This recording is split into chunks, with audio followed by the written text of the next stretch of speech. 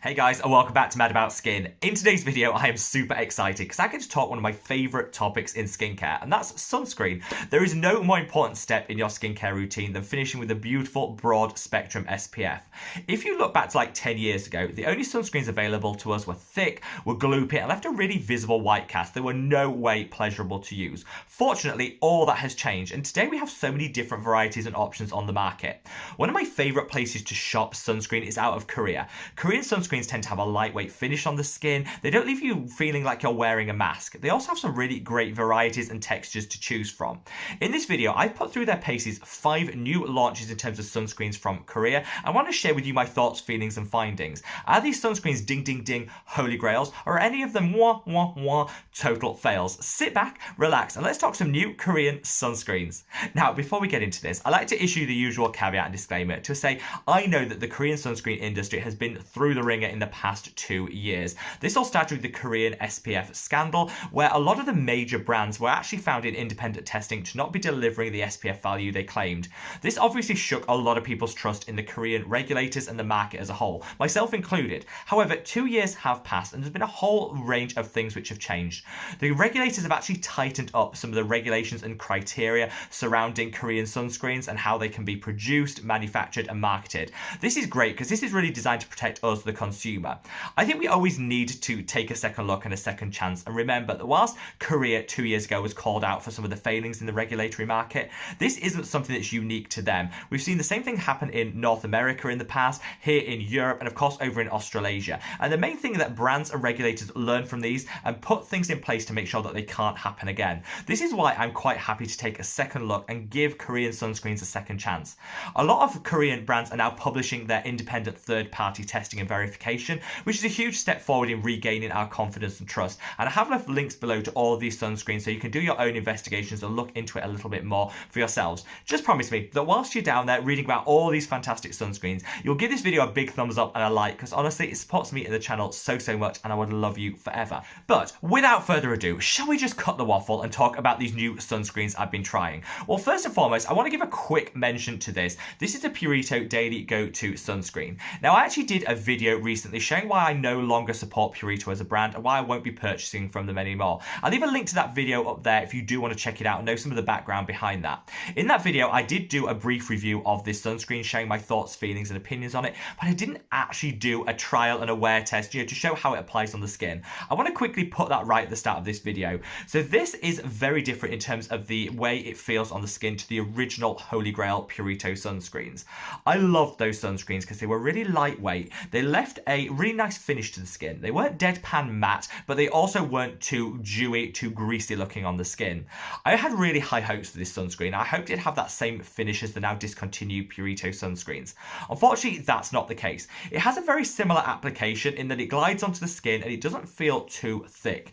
It's a really nice gel cream hybrid. However, that's just about where the similarities end. This is a hybrid sunscreen and it doesn't leave too much of a white cast, if you can see that. However, even on my skin in certain lighting, you can see a little bit of that white cast coming through. So it definitely won't work on deeper, darker, and richer skin tones than my own. So you do need to bear that in mind.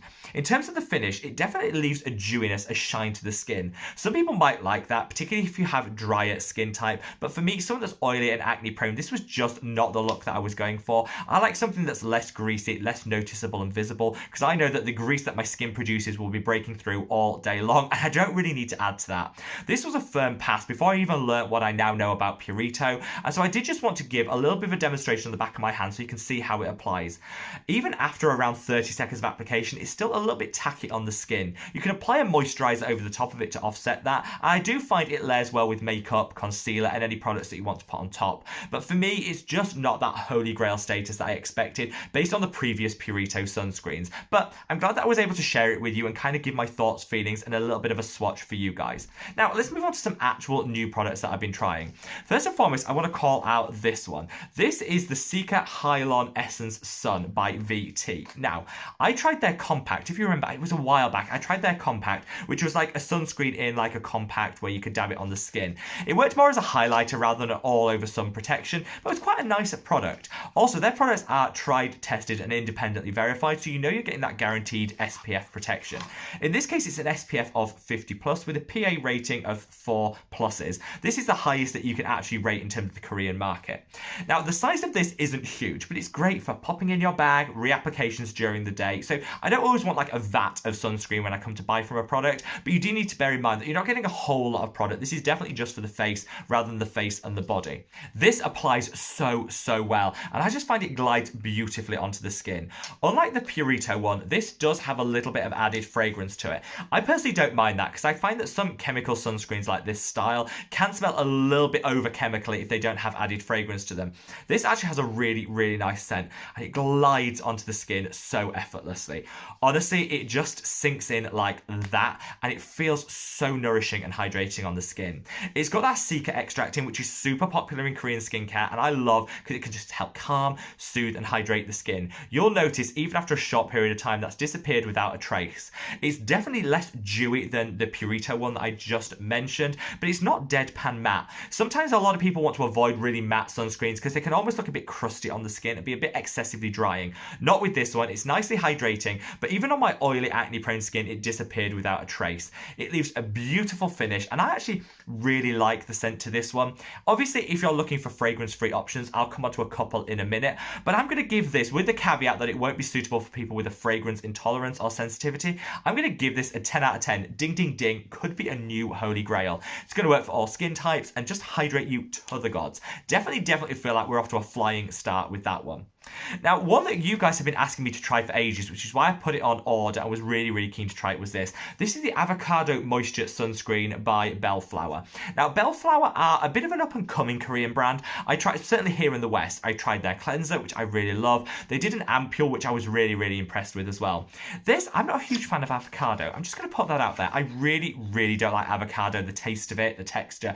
It's a firm no when it comes to the food. However, you're not tasting it, never eat your sunscreen, so I was kind of okay to give this a look. And avocado oil can be super nourishing on the skin. Now, in this product, you get 50 mils, so they do a larger size as well, and the price point for this isn't bad, but you do have to factor in the amount of product you're actually getting. In here, you've got the avocado, which I suspected would be avocado oil, but it actually wasn't. It's avocado fruit extract. So it's going to be less hydrating and nourishing than the avocado oil would have been, but also it's going to be great for calming and soothing the skin. It's also got Centella asiatica in there, which I think is just a staple must-have for all Korean skincare. And you've also got some niacinamide in here and some other calming botanicals. Looking at the ingredients alone, I was super impressed with this. And I think it'd be a great option for people that have very sensitive skin because there's no added fragrance here. Now, of course, you still should always patch test, particularly if you've got pre-existing sensitivity, but the fact it's fragrance-free gives a really nice option. It's a chemical sunscreen and yet doesn't smell super chemically, which is a real step forward because a lot of people don't want an overpowering scent of either chemicals or artificial fragrance, and this is so a really nice in between. So this glides onto the skin. I'd say it has a very similar texture to the one that I've just referenced, but just disappears super quick, and I'd say is the most hydrating of all of the ones I'm going to be trying out today. This, if you see on the skin, leaves a bare minimal amount of dewiness. I'd say it's a little bit more dewy than some of the other ones I've tried, but certainly doesn't leave you feeling greasy the way that Purito one did. It's got a really nice finish to the skin and definitely a meaningful level of hydration. This would be a great one for reapplying during the day. I don't know how it applies over the top of makeup. I haven't tested that out, so that might be something I do, and I'll maybe post that on the Facebook group, which is linked below. But I definitely find if you have dry skin, this could be our new holy grail best friend. In terms of the level of protection, it's the SPF 50+. It's got a PA UVA rating of 4 pluses as well. So this is giving you a really good comprehensive level of protection with some nice hydration thrown in to boot. So definitely going to be giving it a ding ding ding holy grail status. Now, when it comes to choosing chemical versus mineral versus hybrid sunscreens, honestly, I'm not that choosy. I tend to go for the finish that it leaves on the skin and the texture on application. That matters more to me than the actual composition in terms of the types of filters used. Some people do have a very clear preference, and the two that I've just mentioned are chemical sunscreens. That's great because it means there'll be zero white cast with them, making them applicable to all skin tones, which I love to see. However, if you don't want to go for a purely chemical sunscreen and you want an element of mineral UV filters in there as well, this product could really fit the bill. So this is the Saferecipe sunscreen by Pestlo. Now, I am breaking a few rules here because I said this was trying on new Korean sunscreens, and I have actually been using this for around 2 or or 3 months. In fact, I think I've already mentioned it on the channel before, but it's still relatively new in terms of my collection, and I'm absolutely loving it. So the reason I think this is so special is it's not just a really good sunscreen, it's also got some really great skincare elements in here as well. It's packed full of panthenol and ceramides. Panthenol is a calming and soothing B vitamin, and ceramides are the building blocks for our skin. So these are going to calm and soothe the skin as well as nourish, hydrate and moisturize. It's like an all-in-one product. I actually find I can use this as my moisturizer as well as my sunscreen, which is great. I have super oily skin, so this might not work in the same way if you have very dry skin, but certainly if you have combination or oily skin, this can act as your moisturizer and SPF in one.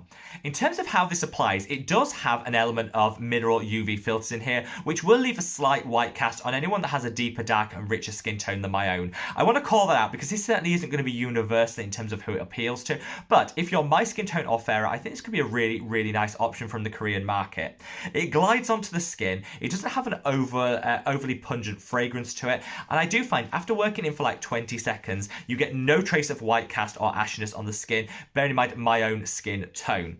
I love this because it's hydrating, it's calming, it's soothing. It's a really nice option for people that don't want to go for a purely chemical sunscreen, and I honestly think Pestlo have knocked it out the market with this product.